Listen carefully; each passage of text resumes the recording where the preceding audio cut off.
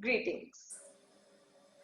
Didier from Colombia was only 11 when he witnessed the killing of his mother. The goon pumped 38 bullets into his mother. Didier was holding her hands when she took the last breath. After this horrific incident, Didier's world was torn apart and he started searching for the lost love which had been taken away from him. And he found his solace in alcohol, drugs, and crime. Didier was burning. He was burning with vengeance. He wanted to kill the assassin of his mother. The neighborhood people told him who the killer was, and he wasn't living far away from his home. Didier started collecting guns and bullets for the killing, but he could never gather the courage to do so. One day, his friend from a Christian church approached him. He counseled Didier about human values and positive ways of life.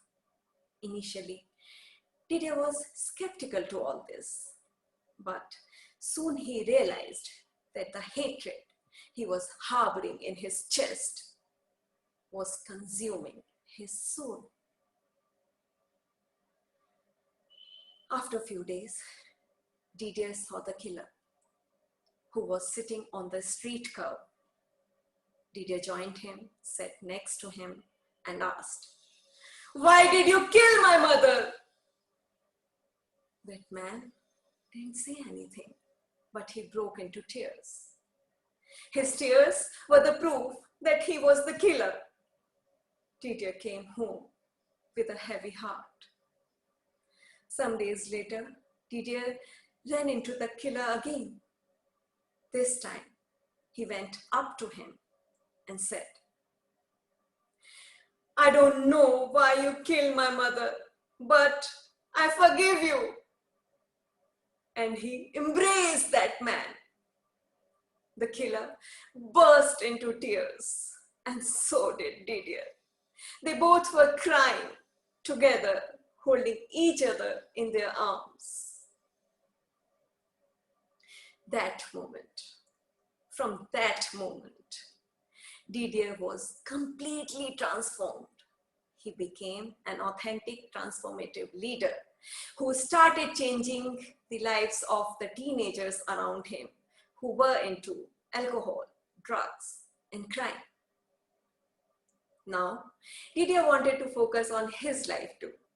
He wanted to study social sciences for higher education.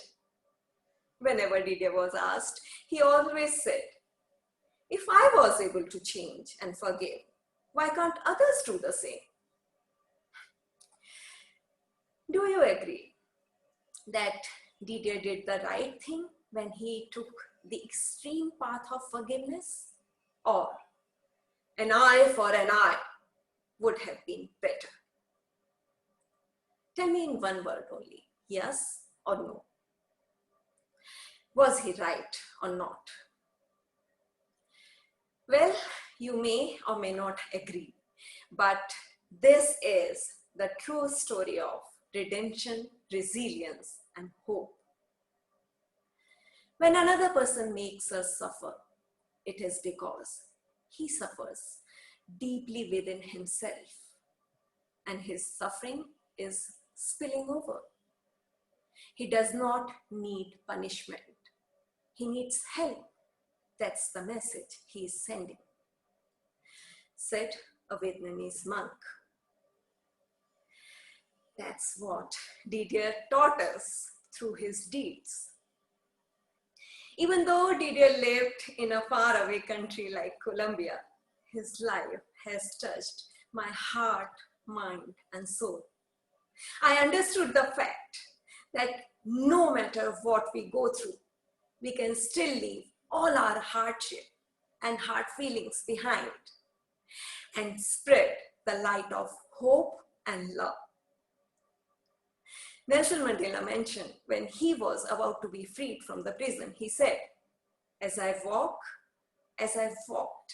out of the door toward the gate which would lead to my freedom, I knew If I didn't leave my bitterness and hatred behind, I would still be in prison. Holding a grudge doesn't make anyone strong. It makes us bitter. Forgiving doesn't make anyone weak. It sets us free. Just like Didier, who was liberated by choosing compassion and kindness over grievance, animosity, and retaliation. He blossomed like a rose that grew from concrete and began his new journey under the thousands of twinkling stars, which were reflecting the brightness of his heart. Thank you.